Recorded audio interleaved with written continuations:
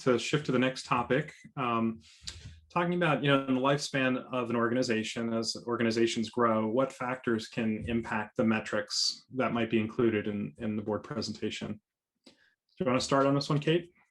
Sure. Well, one big impact that we've probably seen in the last 18 months is COVID. So that can really impact, anything that's going on in the world that may impact your business. Like, I'm assuming a lot of companies have been impacted by, the shipping delays that we've been seeing. That probably impacts people.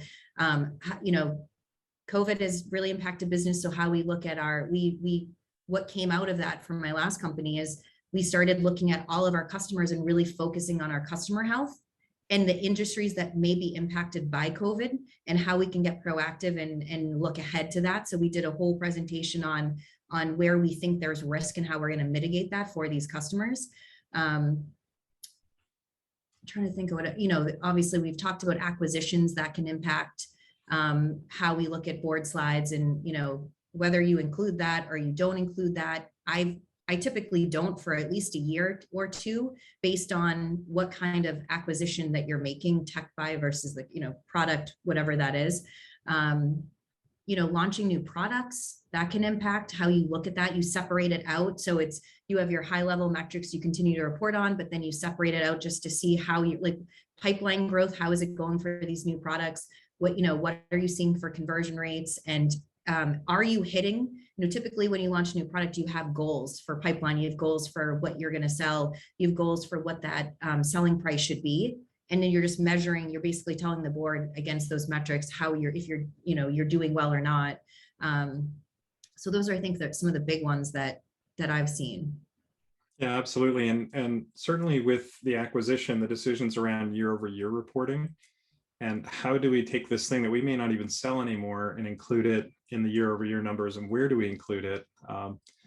Lauren, you're nodding your head. I know you've seen this quite a bit and you're going through it right now. What can you share?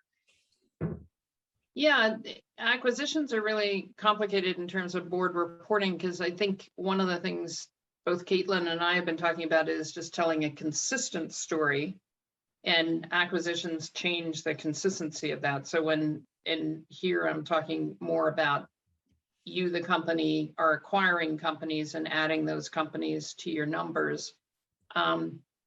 It's pretty unusual. I don't think I've ever worked with a company where they acquired a company and the company was on all the same systems and measured everything exactly the same way. It doesn't happen. So you have to expect that not only, but theoretically, we all think, oh, we acquired this company, they had X revenue, and so now we're just going to add that revenue and we'll just see that bump or whatever, and we can do it with and without, totally simple.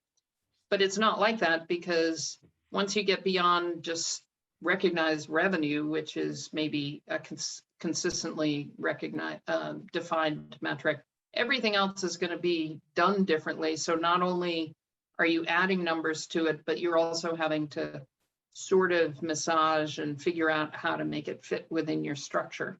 So that's a story in and of itself that you need to be prepared when you have an acquisition.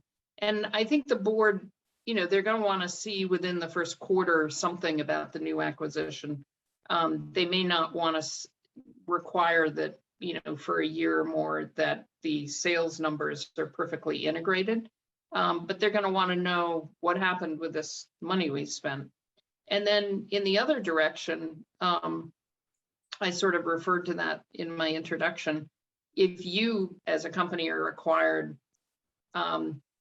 it's usually what I hear most from CFOs and finance teams is the first year, sometimes it takes longer than that, of really trying to educate the acquirer, especially if you're a SaaS company and you're acquired by a traditional tech company or a traditional software company, or acquired by a PE firm, even if that PE firm has acquired a lot of other SaaS companies.